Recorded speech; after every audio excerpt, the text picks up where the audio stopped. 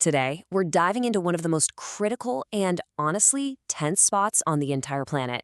It's often called the arterial pulse of the global oil supply. So let's find out exactly what that means.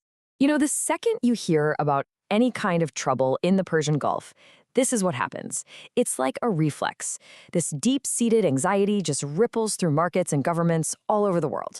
And that's the big question, right? How can one single narrow stretch of water hold so much power over the entire world's economy? Well, let's break it all down.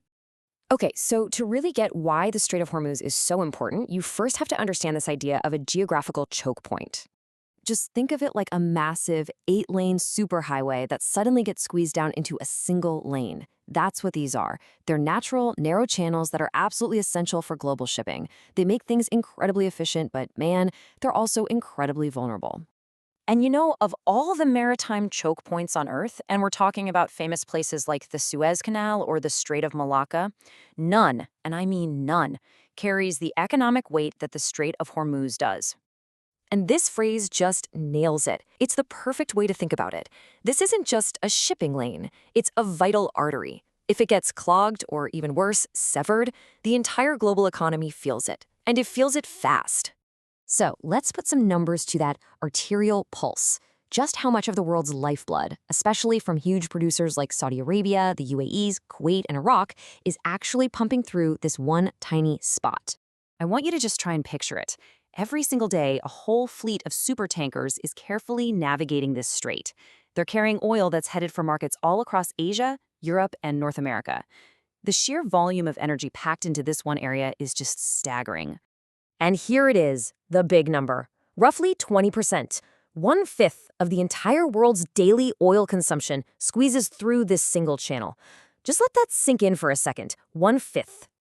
This chart just lays it out so perfectly. That single slice, well, that represents trillions of dollars in economic activity. It's the fuel for our cars, it's the energy that powers our lives, and it all depends on safe passage through this one narrow strait. Okay, so we've got the geography, we get the economics. How does all of this connect back to that instant feeling of crisis we talked about at the beginning? And that's really the bottom line here. This isn't just a line on a map. It's basically a health monitor for the global economy. When the strait is calm and everything's flowing, the markets are calm. But when it's threatened, the whole world pretty much holds its breath. Which brings us to this core equation. It's super simple, but it's also incredibly powerful. Any little bit of instability in the region could be a political argument, a military drill, a direct threat. It instantly translates into global anxiety. It triggers that assumption we saw at the very beginning, that an oil crisis is right around the corner. But look, this isn't just some abstract problem for traders on Wall Street or for governments. Let's trace how a disruption way over there could have a very, very real impact on you. It's like a domino effect, a chain reaction. It all starts with some kind of disruption in the strait that immediately makes the global oil supply just plummet. And when you have less supply but the same demand, well, energy prices everywhere just spike. And that spike leads to a huge economic impact that goes way beyond just the gas pump. So here's why it hits home for you. For all of us, really. It's not just the price you pay to fill up your car, though that's a big part of it. It's the increased cost to ship, well, literally everything you buy. And that means the price of everyday stuff, from your groceries to a new phone, can start to climb.